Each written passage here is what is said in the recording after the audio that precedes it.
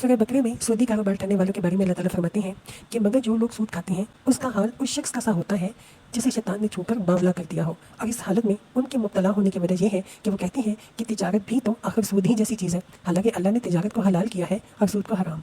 यानी उनके नज़रिए की खराबी ये है कि तिजारत में असल लागत पर जो मुनाफा लिया जाता है उसकी नौयत और सूद की नौयत का वो फ़र्क नहीं समझते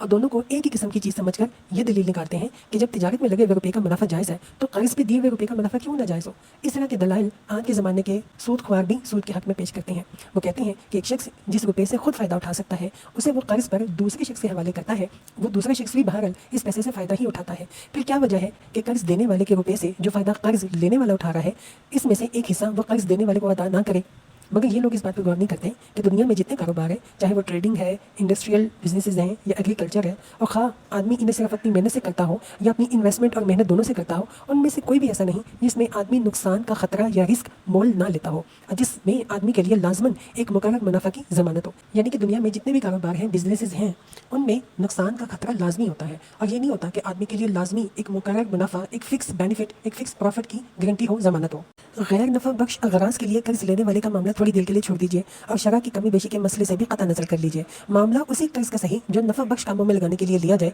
और शरअ भी थोड़ी ही सही। सवाल ये है कि जो लोग एक कारोबार में अपना टाइम, अपनी एफर्ट, अपनी काबिलियत और अपना सरमाया रात दिन खपा रहे हैं और जिनकी कोशिश के बल पर ही इस कारोबार का बार आवर होना मौकूफ़ है, उनके लिए तो एक मुकर्रर मुनाफे की कोई ज़मानत ना हो बल्कि नुकसान का सारा खतरा बिल्कुल उन्हीं के सर पर हो। मगर जिसने सिर्फ अपना रुपया उन्हें कर्ज के तौर पे दिया हो वो बेखतर एक फ़िक्स प्रॉफिट वसूल करता चला जाए। ये आखिर किस अकल, किस मंतिक, किस उसूल इंसाफ और किस उसूल मुआशियात के गो से ठीक है? और ये किस बिना पर सही है कि एक शख्स एक कारखाने को 20 साल के लिए एक रकम कर्ज दे और आज ये तय कर ले कि आइंदा 20 साल तक वो 5% सालाना के हिसाब से अपना मुनाफा लेने का हकदार होगा, हालांकि वो कारखाना जो माल तैयार करता है उसके मतलब किसी को भी ये नहीं पता कि मार्केट में इसकी कीमतों के अंदर आइंदा 20 साल में कितना उतार चढ़ाव होगा। और ये किस तरह दोस्त है कि एक कौम के सारे ही तबके एक लड़ाई में खतरात और नुकसानात और कुर्बानियाँ बर्दाश्त करें, मगर सारी कौम के अंदर से सिर्फ एक कर्ज देने वाला सरमायादार ही ऐसा हो जो अपने दिए हुए जंगी कर्ज पर अपनी ही कौम से लड़ाई के 1 सदी बाद तक सूद वसूल करता रहे। अल्लाह ताला फरमाते हैं ज़ालिका बिअन्नहुम क़ालू इन्नमल बैअु मिस्लुर रिबा व अहल्लल्लाहुल बैअ व हर्रमर रिबा।